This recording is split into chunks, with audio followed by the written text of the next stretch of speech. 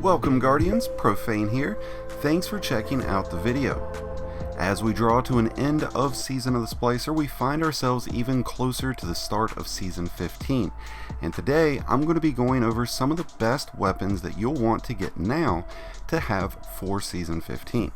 Now these weapons will quickly become part of the new meta both for PvP and PvE, as we see a major shift from grenade launchers with breach clear to a bigger focus on fusion and linear fusion rifles, along with many more changes including nerfs to Warmind cells and Anarchy that will give Guardians a nice nudge into changing out those loadouts come Season 15.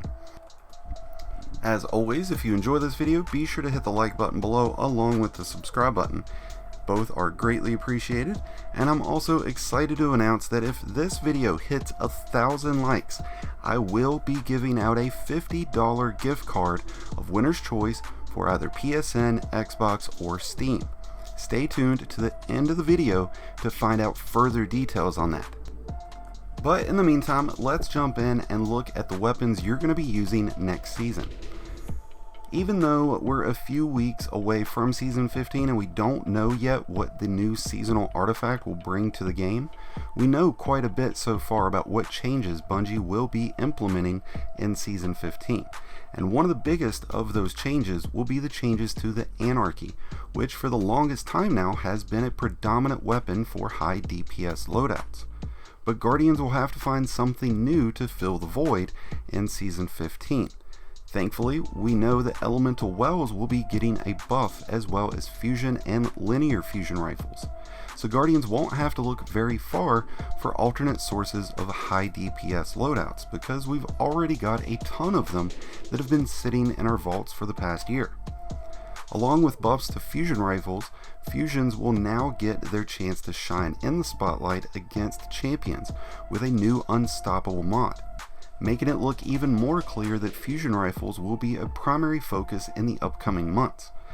We might as well go ahead and just say that it's going to be Season of the Fusion Rifle. So let's look at the weapons that will soon become this new meta. Now when looking at kinetic options, we have two amazing exotic fusion rifles with the Arbalest and Bastion. Now Bastion has already had the ability to stun unstoppable champions, but with an upcoming buff, the Bastion could very easily become a big deal again for PvP, as well as the Arbalest. But where the two differ is Disruption Break, Arbalest's secondary perk that boosts kinetic weapon damage after breaking an enemy shield. This, along with Unstoppable mod, could make Arbalest a go-to in Nightfalls against unstoppable champions.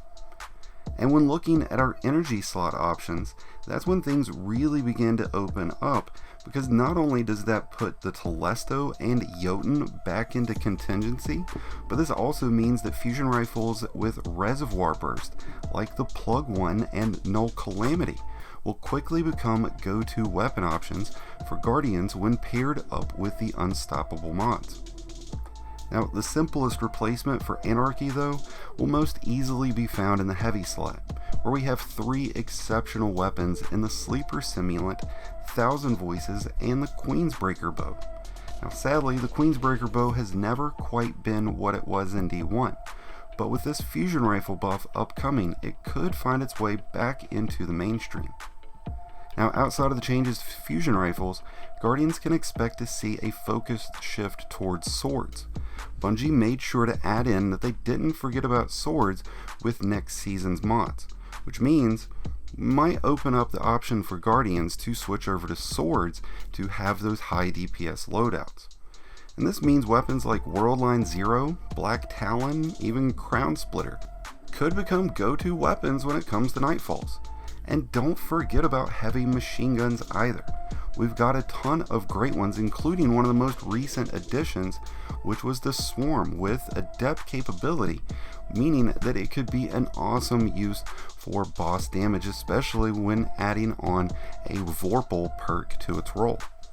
And this also means that it could open up the way for weapons like Xenophage and Thunderlord to really get in on those high DPS loadouts.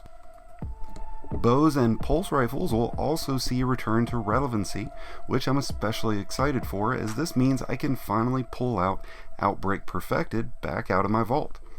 Pulse rifles will now have unstoppable mods, which means Bad Juju, Graviton Lance, Outbreak, and Vigilance Wing will all see their fair share of use come Season 15.